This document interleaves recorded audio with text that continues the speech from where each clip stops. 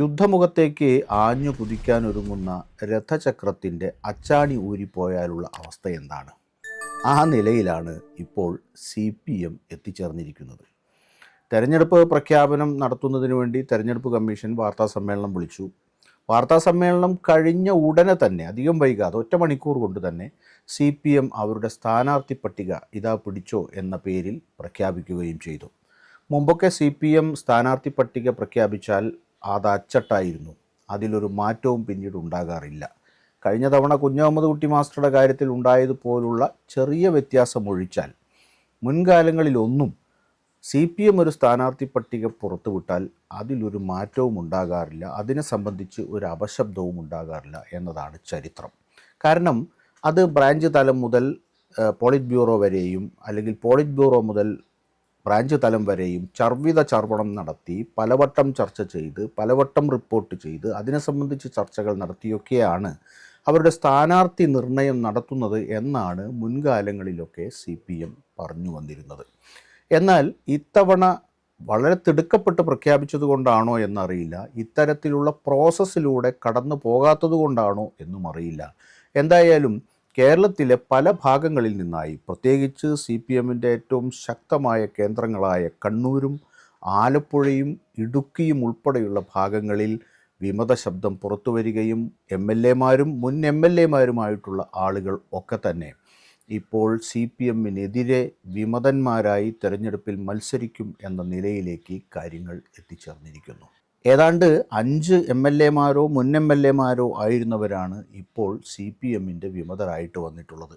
MLAമാരായിരുന്നവർ മാത്രമല്ല, പാർട്ടിയുടെ ഏറ്റവും പ്രധാനപ്പെട്ട സ്ഥാനങ്ങളിലിരുന്നവർ പോലും ഇപ്പോൾ വിമത ശബ്ദമുയർത്തി വരുന്നതാണ് നമ്മൾ കണ്ണൂരിൽ ഏറ്റവും ഒടുവിൽ തളിപ്പറമ്പിൽ കണ്ടത്. ഗോവിന്ദൻ മാസ്റ്റർ കഴിഞ്ഞ ദിവസം പത്രസമ്മേളനം നടത്തി വന്നു. നേരത്തെ ജില്ലാ കമ്മിറ്റി അംഗമായിരുന്ന കുഞ്ഞികൃഷ്ണൻ താനും അതുപോലെ സ്ഥാനാർത്ഥിയായി പയ്യന്നൂരിൽ മത്സരിക്കുമെന്നുള്ള നിലയിലേക്ക് വന്നു.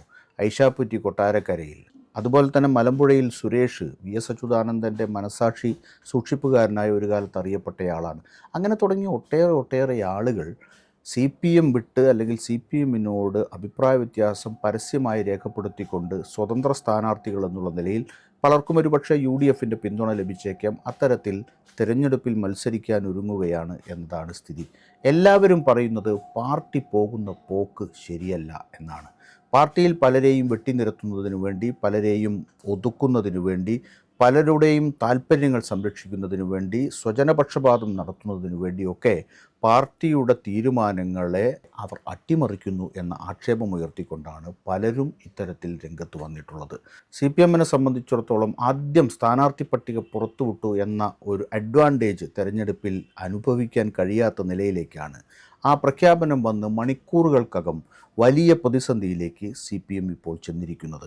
ഇത് തിരഞ്ഞെടുപ്പ് പ്രവർത്തനം നടത്താനാണോ ഇനി CPMൻ്റെ നേതാക്കൾ താഴെത്തട്ടിലേക്ക് പോയി, അല്ലെങ്കിൽ അനുഭാവി യോഗങ്ങൾ വിളിച്ചുകൂട്ടി ചെയ്യേണ്ടത്? അതോ പാർട്ടിയിൽ ഇത്തരത്തിലുള്ള ആളുകൾ പുറത്തു പോകുന്നതും അവർക്കെതിരെ നടക്കുന്ന നടപടികളും പലരെയും അച്ചടക്ക നടപടി എടുത്ത് പുറത്താക്കുകയാണ്. പലരെയും വർഗവഞ്ചകരെന്ന് ആക്ഷേപിച്ചുകൊണ്ട്, അല്ലെങ്കിൽ രാഷ്ട്രീയ വഞ്ചകരെന്ന് വിലയിരുത്തിക്കൊണ്ട് ഉന്നതരായിട്ടുള്ള നേതാക്കളെ, 10, 50, 60 വർഷം പാർട്ടിക്ക് വേണ്ടി സേവിച്ച നേതാക്കളെ, ഓരോ ജില്ലയിലും പാർട്ടിയുടെ മുഖമായിരുന്ന നേതാക്കളെയൊക്കെ പെട്ടെന്ന് തന്നെ അടിയന്തരമായി ജില്ലാ കമ്മിറ്റി യോഗം വിളിച്ചുകൂട്ടി പുറത്താക്കുകയും ആ പുറത്താക്കിയതിൻ്റെ വിശദീകരണം താഴെത്തട്ടിലേക്ക് കൊടുക്കുകയാണോ വേണ്ടത്? തെരഞ്ഞെടുപ്പിൽ പ്രഖ്യാപിച്ച സ്ഥാനാർത്ഥികൾക്ക് വേണ്ടി വോട്ട് പിടിക്കുകയാണോ വേണ്ടത് എന്ന കൺഫ്യൂഷനിലാണ് ഇപ്പോൾ CPMൻ്റെ പ്രാദേശിക നേതാക്കൾ.